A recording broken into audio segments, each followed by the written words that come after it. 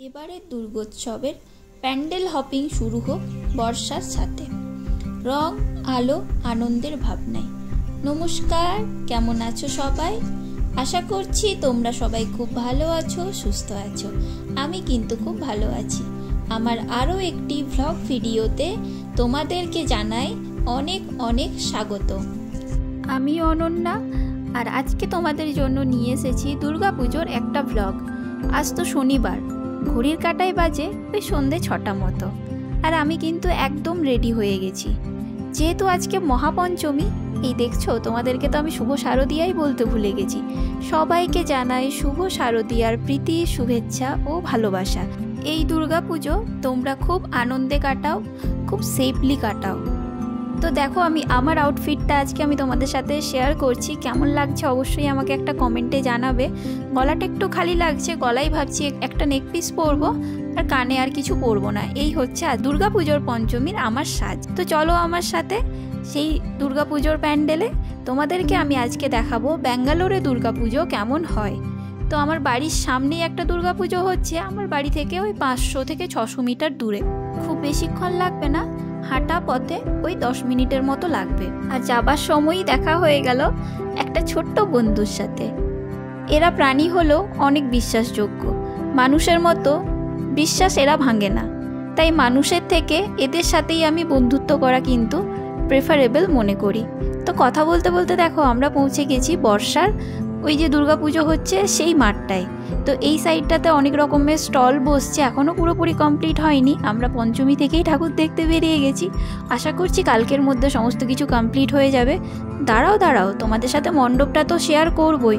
এখানে মণ্ডপের থিম হচ্ছে চিত্রাঙ্গন, ফোক, ফিউশন অ্যান্ড ফেথ।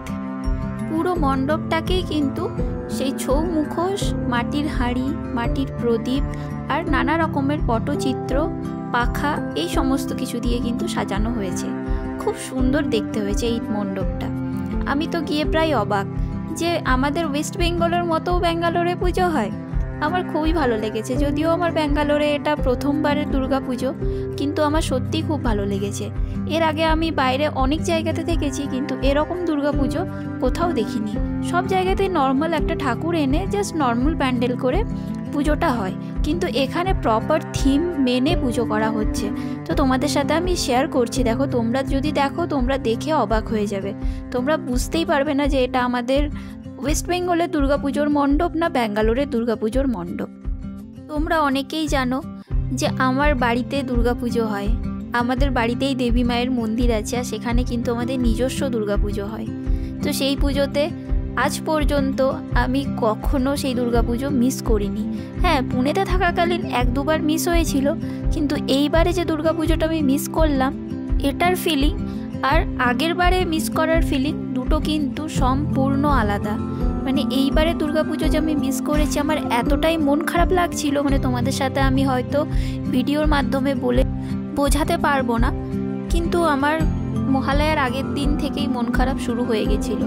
কিন্তু যেদিন আমি জানতে পারলাম যে আমার বাড়ির সামনে দুর্গাপুজো হচ্ছে, তো তখনও ওকে লাগছিল। তখনও মনে হচ্ছিল এখানকার পুজো আর বাড়ির পুজো দুটোর মধ্যে অনেক পার্থক্য। এখানকার পুজো আমি সেইভাবে এনজয় করতে পারবো না। সো জাস্ট যাবো, ঠাকুর দেখবো, চলে আসবো, এইটুকুই। পুরো টাইমটা আমাকে বাড়িতে এরকম মনমরা হয়ে কাটাতে হবে, এটা আমার ফার্স্ট থিঙ্কিং ছিল। কিন্তু যখন আমি এই মণ্ডপে গেলাম, আমার ধারণাটা পুরো ভেঙে গেল। এখানে এসে মনটা এতটাই ভালো হলো, এতটাই মানে ভালো লাগছিল, কি বলবো। আমি তো ঠিক করেছি অষ্টমীর দিন এখানে এসেই আমি অঞ্জলিটা দিয়ে যাব। আমার বাড়ি থেকে খুব কাছেই এই মণ্ডপটা, আর মণ্ডপটা সত্যি খুব সুন্দর সাজানো হয়েছে। আর এখানকার পরিবেশ একদম আমাদের ওয়েস্ট বেঙ্গলের মতোই। চারিদিকে কত বাঙালি, সবাই বাংলাতে কথা বলছিল। আমার তো খুবই ভালো লেগেছে। শারদিয়া আসলে শুধু ওয়েস্ট বেঙ্গল নয়, ব্যাঙ্গালোরেও পুজোর রঙে আলাদা মাত্রা পায়। আজকে তোমাদের সাথে ব্যাঙ্গালোরের দুর্গাপুজোর একটি প্যান্ডেল আমি শেয়ার করলাম। আরও মণ্ডপগুলো তো সবগুলোই আমি শেয়ার করব। তবে কি জানো তো, যত দূরের শহরেই থাকি না কেন, মায়ের আগমনী মানেই কিন্তু বাঙালির হৃদয়ে অন্য রকমের আনন্দ। এই সাজসজ্জা, প্রতিমার রূপ, সব কিছুতেই যেন আছে নিজের ঘরের ছোঁয়া। এখানকার পুজোয় শুধু বাঙালিরা নয়, সব ধর্মের সব ভাষার মানুষ কিন্তু একসাথে মেতে ওঠেন। অঞ্জলি, ধুনুচি নাচ আর চারপাশের খাবারের স্টল সব মিলিয়ে যেন মনে হয় মিনি ওয়েস্ট বেঙ্গল। দূরে থাকলেও এই শহরের বুকে আমরা প্রবাসী বাঙালিরা একসাথে মিলেমিশে মা আসার আনন্দ উপভোগ করি। আর পুজো মানে শুধু ঠাকুর দেখা নয়, সাথে আছে বন্ধুদের সাথে আড্ডা, হালকা খাওয়া দাওয়া আর অনেক স্মৃতি জমিয়ে রাখা। তো এই হলো আমাদের ব্যাঙ্গালোরের দুর্গাপুজো, তার প্রথম একটা ঝলক। এরপরে আরও অনেক প্যান্ডেলের ভিডিওই আমি শেয়ার করব, তবে সব প্যান্ডেলেই আছে সেই বাঙালির ঐতিহ্য, বাঙালির হাতের ছোঁয়া। ধূপ ধুনোর গন্ধে ভরা এক অসাধারণ পরিবেশ, মায়ের এই মায়া জড়ানো মুখখানি আর তার সাথে ঢাকের আওয়াজ, আর সবশেষে কতগুলো হাসি মাখা মুখ, যা দেখলে দূরে থেকেও মনে হয় একদম বাড়ির কাছেই আছি, বাড়িতেই আছি। তো মণ্ডপ থেকে আমরা বেরিয়ে গেলাম। মণ্ডপের সামনেই একটা ছোট্ট বাজার বসে, আর এর অপোজিটেই আছে কিন্তু ডিমার্ট।